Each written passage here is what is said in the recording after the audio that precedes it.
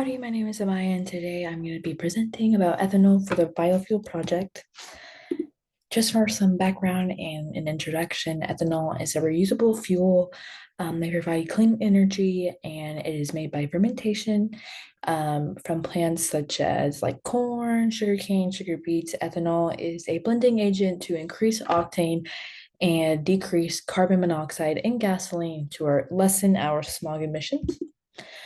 How is ethanol grown and cultivated? Ethanol is usually grown, or the corn for ethanol is grown in the Midwest because it's just the most optimal weather conditions. And corn is injected into ground by a planter, and it takes about 2 to 3 months for it to fully grow.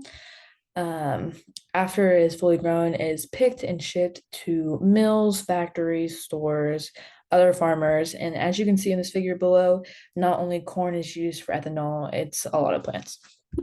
This is how ethanol is processed and made. First, it is milled, which means is grinded into a very fine powder. And then next is liquefaction. It is um, mixed with water to form mash, and then it is heated to adjust the pH of the whole mixture. And then enzymes are added to form complex sugars, and then the mash is cooled and sent to the fermentation step.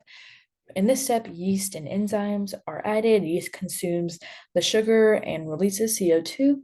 Then sugars are converted into ethanol, and the mixture is now beer, just because in fermentation and output is alcohol, so they call it beer. Next is the beer is heated to separate the ethanol from other material like solids, just to get as pure ethanol as we can. And it goes through further heating to make the ethanol concentrated after it's condensed into a liquid. And then here is this fifth step on this bottom left picture. It goes through these tanks, and basically what this does is extract any type of water just to make the ethanol as pure as it can, and then it is sent to trucks and in facilities, whoever needs ethanol.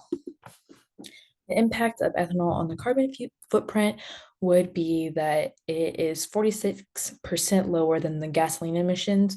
But even though it has less carbon output, it still does produce some carbon um, in the atmosphere. And this is because of like extraction and shipping.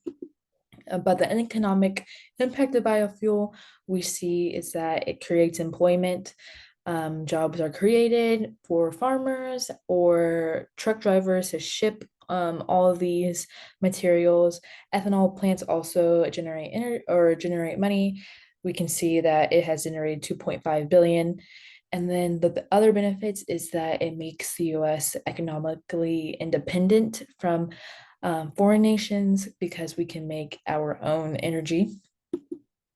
And then efforts to communicate this would be that the government has encouraged this through federal tax incentives for ethanol blended gasoline. And then just the environmental movement, ethanol is encouraged by the Clean Air Act.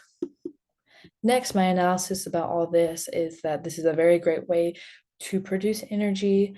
But my recommendation for the future is that we come up with some sort of plan in case of inclement weather, or, in the case that we can't grow our plants like drought. My plan of action is to invest in alternative facilities, places where, we don't need outside, like maybe inside growing facilities where we could grow plants. Another alternative I have just is to do vertical planting instead of horizontal. So we can save up land and space. And then here are my citations. But thank you everybody for listening. And yeah, go.